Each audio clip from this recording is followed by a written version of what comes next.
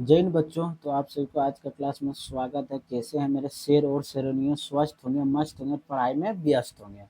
तो आज का क्लास काफ़ी इंपॉर्टेंट है। बोले थे chapter by chapter objective plus subjective करवाएंगे। तो आज तीसरा डे है मेरा और चैप्टर भी तीसरा है। जो चैप्टर ऑब्जेक्टिव करवाएंगे वही चैप्टर सब्जेक्टिव। पॉलिटिकल साइंस में कहीं कोई दिक्कत नहीं होगा। 90 में 90 नंबर लाने का, सॉरी 100 में 100 नंबर लाने का गारंटी देता हूँ। बस क्लास अच्छा से कीजिए। 100 में 100, 100/100 नंबर ला सकते हैं अगर क्लास अच्छा से देखिएगा तब। स्किप मत कीजिए भाई।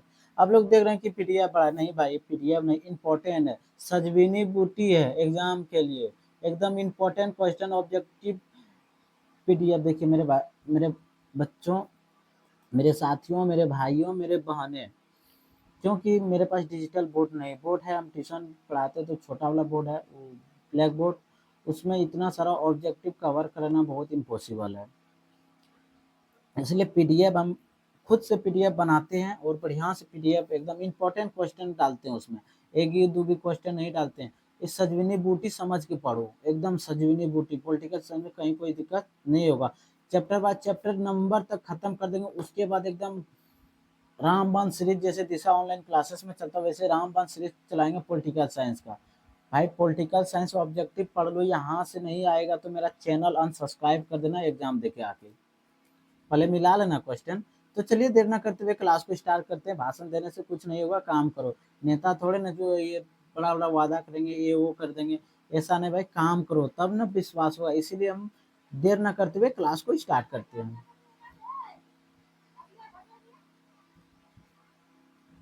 तो देखिए, बिहार बोर्ड इंटर परीक्षा 2026, सब्जेक्ट क्या है? Political science. सब्जेक्ट क्या है? Political science. सॉरी बच्चों, कोई अर्जेंट कॉल आ गया था, इसी बार रिसीव करना पड़ा।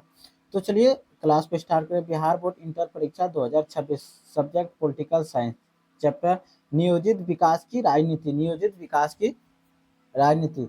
ऑब्जेक्टिव टाइप क्वेश्चन बुक 2, दूसरा बुक से। पहला बुक का भी ऑब्जेक्टिव करवाएंगे प्लस ऑब्जेक्टिव। धैर्य रखिए, भरोसा रखिए, हौसला रखिए, सब कुछ करवाएंगे। चलिए देर ना करते हुए क्लास को स्टार्ट करते हैं। देखिए क्या है, भारत में विकास का कौन सा मॉडल अपनाया गया? भारत में विकास का कौन सा मॉडल अपनाया गया? चलिए इसका आंसर क्या होगा? ऑप्शन की ओर देखते हैं। ऑप्शन नंबर एक समाजवादी, option number 2, sorry A B C में मान सकते हैं। अरे टेपिंग मास्टर जो है ना मेरा गलती कर देता है। डी। ऑप्शन नंबर ए समाजवादी, ऑप्शन नंबर बी मिश्रित मॉडल, ऑप्शन नंबर पूंजीवादी, ऑप्शन नंबर इनमें से कोई नहीं। देखिए भारत ने कौन सा मॉडल अपनाया था? ऑप्शन नंबर बी मिश्रित मॉडल अपनाया था। मिश्रित मतलब सबका विकास, सबका साथ, सबका सम्मान। चलिए देखिए दूसरा नंबर क्वेश्चन क्या, नियोजन सर्वप्रथम किस देश से अपनाया गया? नियोजन सर्वप्रथम किस देश से अपनाया गया? चलिए इसका आंसर क्या होगा? ऑप्शन की ओर बढ़, option number A Bharat, option number B America, option number C Japan, option number D Soviet संघ। तो किस देश से अपनाया गया था? सोवियत संघ से अपना। Option number D right answer. Option number D right answer.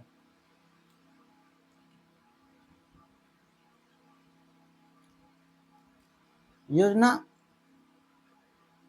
योजना आयोग का गठन किस वर्ष हुआ था? योजना आयोग का गठन कब कब हुआ था? 1950 ईस्वी से। 1950 से। और योजना आयोग को भंग करके कौन सा नीति आयोग? योजना आयोग को भंग कब किया? 1 जनवरी 1900। नीति आयोग का गठन हो गया 1 जनवरी 2015 ईस्वी, जब देश का प्रधानमंत्री नरेंद्र मोदी बना तब। देखिए क्या है, भारतीय पंचवर्षीय योजना किस वर्ष आरंभ हुई? भारतीय पंचवर्षीय योजना किस वर्ष आरंभ हुई? Option number 1950, option number B 1951, option number C 1952, option number C 1953। देखिए योजना आयोग का गठन कब हुआ था? 1950 ईस्वी। योजना आयोग का गठन कब हुआ था? 1950 ईस्वी को। शुरुआत हुआ 1951, 1951 से 1955, 1955 से 1960। इस तरह आप लोग योजना आयोग के बारे में निकाल सकते हैं किस योजना किस समय तक चला था। क्वेश्चन ने गलत साथ दिया है। चलिए छठा नंबर क्वेश्चन, प्रथम पंचवर्षीय योजना की अवधि क्या थी? प्रथम पंचवर्षीय योजना की अवधि क्या थी? चलिए इसका आंसर क्या होगा? ऑप्शन नंबर ए 1 अप्रैल 1951 से 1956 तक, 1 अप्रैल 1951 से मार्च 1956 तक। राइट आंसर यही होगा, option number A.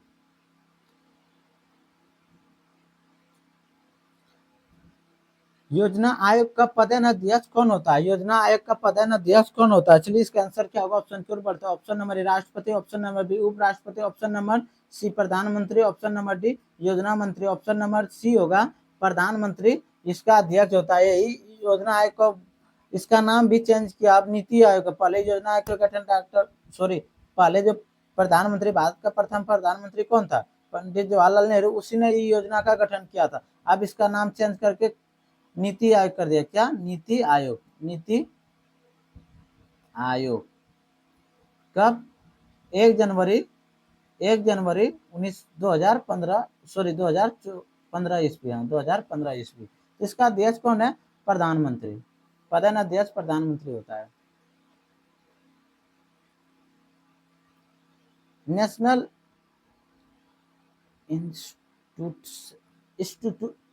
Institution for transforming India NITI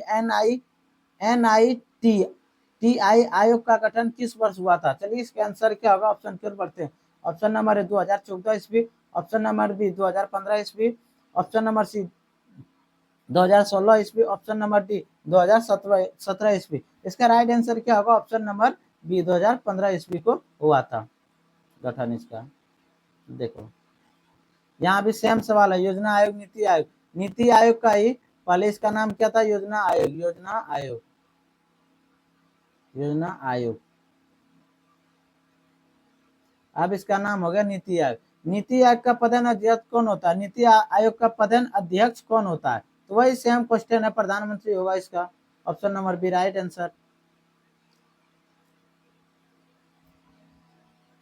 गरीबी हटाओ का नारा किसने दिया था? गरीबी हटाओ का नारा किसने दिया था? चलिए इसका आंसर क्या होगा, ऑप्शन की ओर बढ़ते हैं। Option number A Jawaharlal Nehru, option number B Indira Gandhi, option number C Sardar Patel, option number D Jayaprakash Narayan. इसका नारा किसने? गरीबी हटाओ का नारा इंदिरा गांधी। जब एक बार सत्ता से 1977 में जो चुनाव, इंदिरा गांधी की सरकार हार गई थी। इस सरकार हारने के कारण बीजेपी का सरकार बने, जनता पार्टी का सरकार बना था। जनता पार्टी में काफी स्थिति खराब हो गया था पूरा। तब फिर इंदिरा गांधी ने नारा दिया, गरीबी हटाओ, गरीबी हटाओ, इंदिरा लाओ, गरीबी हटाओ और इंदिरा लाओ, गरीबी हटाओ और इंदिरा लाओ। कौन दिए थे? इंदिरा गांधी ने। गरीबी हटाओ का गरीबी हटाओ कार्यक्रम किस पंचवर्षीय योजना में विशेष रूप में शामिल हुआ? किस पंचवर्षीय योजना में विशेष रूप का शामिल हुआ? ऑप्शन नंबर ए पहली पंचवर्षीय योजना 1951 से 1956, तीसरी 1961 से 1966, पांचवी 1974 से 1979। तो इसका कार्यक्रम कब विशेष रूप से शामिल हुआ था? पांचवी पंचवर्षीय योजना 1974 से 1979 तक।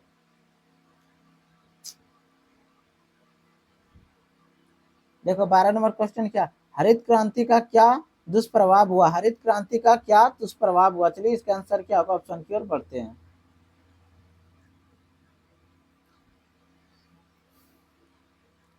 वाणिज्यिक वस्तुओं का अधिक उत्पादन, कृषि मशीनरीकरण, कीटनाशकों का अधिक प्रयोग, सामाजिक तनावों की बढ़ोतरी। देखिए कोई चीज है, जैसे अभी धान का फसल है, धान का फसल है, इसमें हम लोग खाद देते हैं।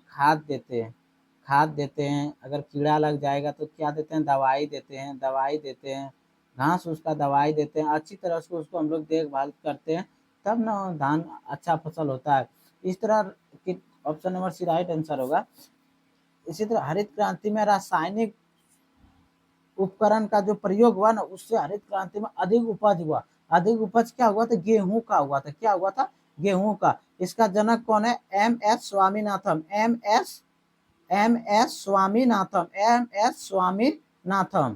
स्वामीनाथन इसका जनक वही था। इस दशक पूछेगा हरित क्रांति का दशक कब था? 1960 से 1970 के दशक में था। 1960 से 1970। भारत में प्रथम पंचवर्षीय योजना की शुरुआत कब हुई थी? भारत में प्रथम पंचवर्षीय योजना की शुरुआत कब हुई थी? देखो, योजना आयोग का गठन कब हुआ था? 1950 ईस्वी। योजना आयोग की शुरुआत कब हुआ था? 1951 से 1900 पंचवर्षीय प्रथम 1951 से शुरुआत हुआ। इसका right option number B right answer. एक साथ कितने निजी बैंकों का राष्ट्रीयकरण किया गया था? एक साथ कितने बैंकों का राष्ट्रीयकरण किया गया था? इंदिरा गांधी की सरकार में राष्ट्रीयकरण हुआ था बैंकों का। Option number A 8, option number B 12, option number C 10, option number D 14। तो उत्तर राइट आंसर क्या होगा? ऑप्शन नंबर डी 14 बैंकों का राष्ट्रीयकरण किया गया था। द्वितीय पंचवर्षीय योजना का कार्यकाल क्या था? द्वितीय पंचवर्षीय योजना का कार्यकाल क्या था? चलिए इसका आंसर क्या होगा? ऑप्शन की ओर बढ़ते हैं।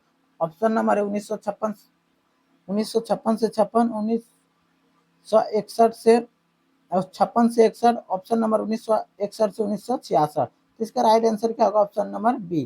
ठीक है, प्रथम कब था? प्रथम प्रथम 1951 से 1955 तक। द्वितीय तो 1956 से 1961, 1956 से 1961 तक। चलिए तीसरी पंचवर्षीय योजना की अवधि क्या थी? तीसरी पंचवर्षीय योजना की अवधि क्या थी? चलिए इसका आंसर क्या होगा? ऑप्शन की ओर बढ़ते हैं। ऑप्शन नंबर ए 1961 से 1966, ऑप्शन नंबर बी 1962 से 1967, ऑप्शन नंबर डी 1963 से 1968, ऑप्शन नंबर सी 1963 से 1968, ऑप्शन नंबर डी इनमें से कोई नहीं। इसका राइट आंसर क्या होगा? ऑप्शन नंबर ए 1961 से 1966, 1961 से 1966, ऑप्शन नंबर ए।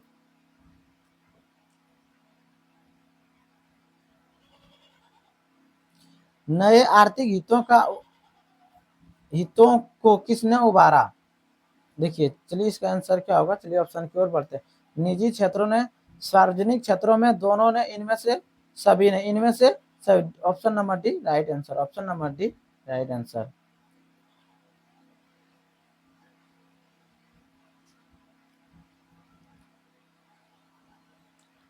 बीस सूत्री कार्यक्रम किस प्रधानमंत्री के संबंधित है? बीस सूत्री कार्यक्रम किस प्रधानमंत्री से संबंधित है? Option number Rajiv Gandhi, option number B Indira Gandhi, option number C VP Singh, option number D I K Gujral, option number B, option number sorry यार, option number B right answer. Indira Gandhi के कार्यकाल में 20 सूत्री कार्यक्रम संबंधित है, इंदिरा गांधी के कार्यकाल में। चलिए यहाँ 17 नंबर थोड़ा गलत हुआ था, सार्वजनिक क्षेत्रों में होगा, option number B right answer. Sorry guys, mistake होता है यार। शुरुआत है ना, आप लोग सपोर्ट कीजिए तो तहलका मचा के रख देंगे, बस आप लोग पर निर्भर है। आप लोग एकदम दिल खोल के, अगर मन खोल के हमको सपोर्ट कीजिए बस। सब बड़े बड़े हम, शुरुआत है तो थोड़ा दिक्कत होगा पढ़ाने में, बस आप लोग का सपोर्ट और कृपा चाहिए। चलिए 19 नंबर आंसर क्या, सॉरी क्वेश्चन क्या है? भारतीय योजना आयोग की प्रकृति क्या थी? भारतीय योजना आयोग की प्रकृति क्या थी? देखिए इसका आंसर क्या होगा? संवैधानिक निकाय, गैर संवैधानिक निकाय, व्यक्तिगत निकाय, इनमें से कोई नहीं। इसका राइट आंसर क्या होगा? ऑप्शन नंबर बी गैर संवैधानिक निकाय, संविधान से संबंधित नहीं है। चलिए नियोजन का उद्देश्य क्या है? चलिए इसका आंसर क्या होगा? ऑप्शन की ओर बढ़ते हैं। नियोजन का उद्देश्य क्या है? ऑप्शन नंबर संसाधनों का वितरण, ऑप्शन नंबर बी रोजगार में वृद्धि, ऑप्शन नंबर सी आर्थिक स्थिरता, ऑप्शन नंबर डी इनमें से सभी। इसका राइट आंसर क्या होगा? ऑप्शन नंबर डी इनमें से सभी, इनमें से सभी, option number D right answer. D for Delhi वाली, option number D right answer. Bombay plan किससे संबंधित है? बॉम्बे प्लान किससे संबंधित है? चलिए इसका आंसर क्या होगा? ऑप्शन की ओर बढ़ते हैं। ऑप्शन नंबर ए नियोजित अर्थव्यवस्था, ऑप्शन नंबर बी कृषि सुधार, ऑप्शन नंबर सी सैन्य विकास, ऑप्शन नंबर डी सामाजिक न्याय। इसका राइट आंसर क्या होगा? ऑप्शन नंबर ए राइट आंसर, ऑप्शन नंबर ए राइट आंसर। देखिए क्वेश्चन वही पूछ दिया। नीति आयोग का गठन किस वर्ष हुआ था? नीति आयोग का गठन किस वर्ष हुआ था? यो इसका नाम ही योजना आयोग है, इसको चेंज कर दिया है 1 जनवरी 2015 को, योजना आयोग को ही नाम बदल के। योजना आयोग का नाम बदल के कौन आयोग रख दिया? नीति आयोग। इसका गठन कब हुआ था? 1 जनवरी 2015 ईस्वी, 2015 ईस्वी। ऑप्शन नंबर ए राइट आंसर।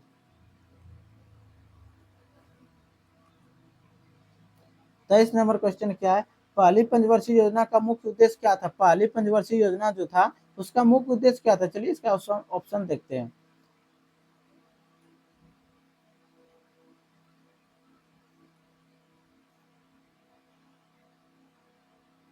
सॉरी यार, डिस्टर्ब हो रहा है बहुत ही आज।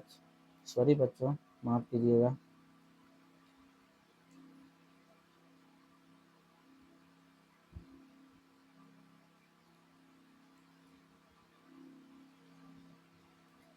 चलिए यही था 23 नंबर क्वेश्चन। क्या है?